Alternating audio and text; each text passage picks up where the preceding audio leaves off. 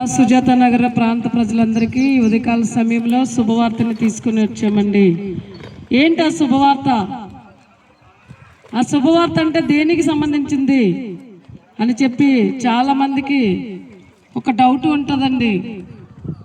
శుభవార్త అంటే ఏంటంటే ఈ భూమి మీద ఉన్నప్పుడు చాలా ఉంటాయండి, మనకి చాలా రకాలైన ఆనందాలు ఉంటాయండి, చాలా రకాలైన సంతోషాలు ఉంటాయండి, చాలా రకాలైన స్టేటస్ ఉంటుందండి, చాలా రకాలైన ఆస్తి కలిగి ఉంటామండి, అంతస్తు కలిగి ఉంటామండి, కారు బంగ్లా అన్ని వసతులు కలిగి ఉంటామండి.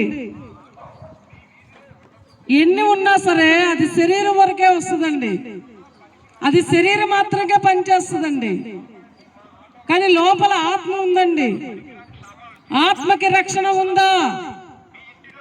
చనిపోయిన తర్వాత ఏం పోయిందండి, ఎక్కడికో పోతామని అంటారు. ఏమంటారు? చనిపోయిన తర్వాత ఎక్కడికో వెళ్ళిపోతాం, అది తెలియదు, మనం చూస్తామా ఏంటి అని అనుకుంటారండి ప్రేమైన వాళ్ళరా. కానీ దేవుడు వాక్యం సెలవిస్తుంది. యోహాను సువార్త 3:16 దేవుడు చెప్తున్న మాట, దేవుడు లోకముని ఎంతో ప్రేమించారట. హల్లెలూయా. దేవుడు లోకముని ఎంతో ప్రేమించారట. తన అద్వితీయ కుమారుణ్ణి, ప్రభు అయిన వారు, తండ్రి అయిన దేవుడు తన కుమారుణ్ణి, తన ప్రాణ ప్రియుణ్ణి మన కొరకు, మన పాపముల కొరకు ఆయన భూలోకానికి పంపించి మానవ రూప శరీరధారుడయ్యి నీ పాపములు నా పాపముల కొరకు ప్రాణము త్యాగము చేశారండి. ప్రేమైన వాళ్ళరా, మన పాపాలు పోవాలంటే చాలా రకాల బలులు ఇస్తామండి. కానీ పాపము లేని పరిశుద్ధుడి రక్తం మాత్రమే పాప విమోచన కలుగ చేస్తుందండి. మన మీద 7 తరాల పాపాలు శాపాలు ఏలుబడి చేస్తాయంట. ప్రియమైన వాళ్ళరా, ఆ పాపాలు పోవాలంటే, ఆ శాపాలు పోవాలంటే ఆయన శరణం మాత్రమే, ఆయన శరణంలోనే, ఆయన నామములోనే, ఆయన రక్తములోనే విమోచన కలిగి ఉందండి. ప్రియమైన వాళ్ళరా, మీరందరూ ఎందుకు వచ్చారు, మీరందరూ ఎందుకు చెప్తున్నారు అని ఎవరికైనా చిన్న అనుమానం రావచ్చు ప్రియమైన వాళ్ళరా. కానీ చూడండి, నాకు జిల్లాను అన్నదమ్ముడా, సమస్త భారము పాప భారం మోస్తున్న సమస్త జిల్లారా నా ఎద్దుకు రండి, నేను మీకు విశ్రాంతిని కలగ చేస్తానని ఆయన సెలవిచ్చారు. సమస్త భారము చూడండి ఎంత భారం అండి. మేము చెప్పడానికి ఎందుకు వచ్చామంటే, ఒక బండి మీద, ఒక 2 వీలర్ మీద ఒక ఫ్యామిలీ వెళ్తూ ఉంటే వాళ్ళ చీర గాని, వాళ్ళ చున్నీ గాని మరి టైర్లో పడిపోతుందని ఎలాగైతే ఓవర్టేక్ చేసుకొని చెప్పడానికి వెళ్తామో, వాళ్ళు పడిపోతే మాకేంటి, దెబ్బ తగిలితుంది నీకు కదా, నాకెందుకు, నేనెందుకు ఓవర్టేక్ చేసుకొని వెళ్ళాలి. అయినా సరే చూడండి ప్రియమైన వాళ్ళరా, ఆ దెబ్బ నీకు తగులుతుందని ఆ ప్రేమ కలిగి ఓవర్టేక్ చేసి నీకు అమ్మ చున్నీ పడిపోయింది చూడండి అని ఎలాగైతే చెప్తామో, కిందన బగబగ మండే అగ్నిగుండం ఉందండి ప్రియమైన వాళ్ళరా. దాని నుంచి నువ్వు తప్పించబడాలని, మీ మీద దేవుడి ప్రేమని చూడండి చెప్పడానికి మేము రక్షింపబడి ఎటు రీతిగా మీ మధ్యలోకి వచ్చి చూడండి ఆ ప్రేమ మీరు పొందాలని, అలాంటి అగ్నిగుండం మీరు తప్పించుకోవాలని మీ కొరకు చెప్పడానికి అనేక దూర ప్రాంతం నుంచి మేము వచ్చి సుజాత నగర్లో మీ కొరకు చెప్పడం జరుగుతుంది. ప్రియమైన వాళ్ళరా, ఈ మాటలు ఎవరు వింటారో వాళ్ళకి మాత్రమే రక్షణ.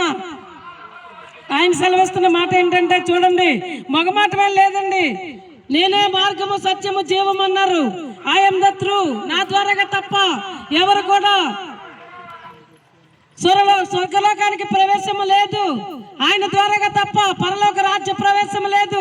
ఎవరు నా మాటలు నమ్ముతారో, ఎవరు నా మాటలు వింటారో, ఎవరు నా మాటలు అంగీకరిస్తారో వాళ్ళకి మాత్రమే నిత్య రాజ్యం అన్నారు ఆయన.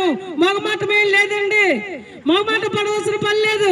ఎవరు వింటారో వాళ్ళకి స్వర్గ ద్వారములు, ఎవరు వినరో వాళ్ళకి నిత్య నరకము తప్పదు.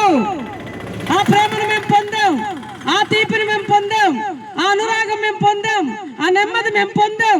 అది మీరు పొందాలని ఈ మాటలు వింటున్నా మీ అందరూ కూడా ఆ మాటలు విని మనసు రక్ష పెడతారని ప్రియమైన వాళ్ళరా ఈ శుభవార్తను తీసుకొని వచ్చామండి. శరీరం మట్టిలో తీసింది కాబట్టి మళ్ళీ తిరిగి మట్టికే చేరుతుందండి. కానీ ఆత్మ ఉందో చూడండి, ఆత్మకి చావు లేదు. అది దేవుడిచ్చిన ఆత్మ అండి.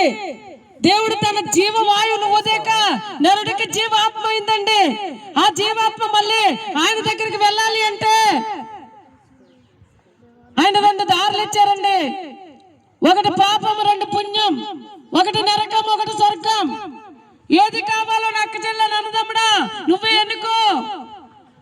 ఆయనకేం మొహమాటం లేదండి. ఎవరు నమ్ముతారో వాళ్ళు రక్షింపబడతారు, నమ్మని వారికి శిక్ష విధింపను అని ఆయనే చెప్తున్నారండి. ప్రియమైన వాళ్ళారా, శుభవార్త అంటే చూడండి, చాలా మంది చాలా ఇస్తారు, కానీ ఆత్మకి చావు లేదు. ఈ ఒక్క శుభవార్తను చెప్పడానికి మీ మధ్యలోకి మేమందరం రావడం జరిగిందండి. ఈ యంత్రం ద్వారాగా మీరు ఎంతమంది ఈ మాటలు విని ఉన్నారు, ఏ స్థితిలో ఉన్నారు, ఏ పరిస్థితిలో ఉన్నారు, ఏ బాధలో ఉన్నారు, ఇది నయం కాదని వేదనలో ఉన్నారు. నా అక్కచెల్ల అన్నదమ్ముడా, ఈ కేక నీకే, ఈ పిలుపు నీకే. నీ ఇంటి ముందుకు వచ్చి దేవాతి దేవుడు నీకు వినిపిస్తున్న మాట, నీకు శుభం, నీకు శుభం, నీ కుటుంబానికి శుభం. నేడే రక్షణ దినం. హల్లెలూయా. మీరు తలలు వంచినట్టయితే మా మధ్యలో సేవకులు ఉన్నారు, మీ కొరకు చిన్న ప్రార్థన చేస్తారు.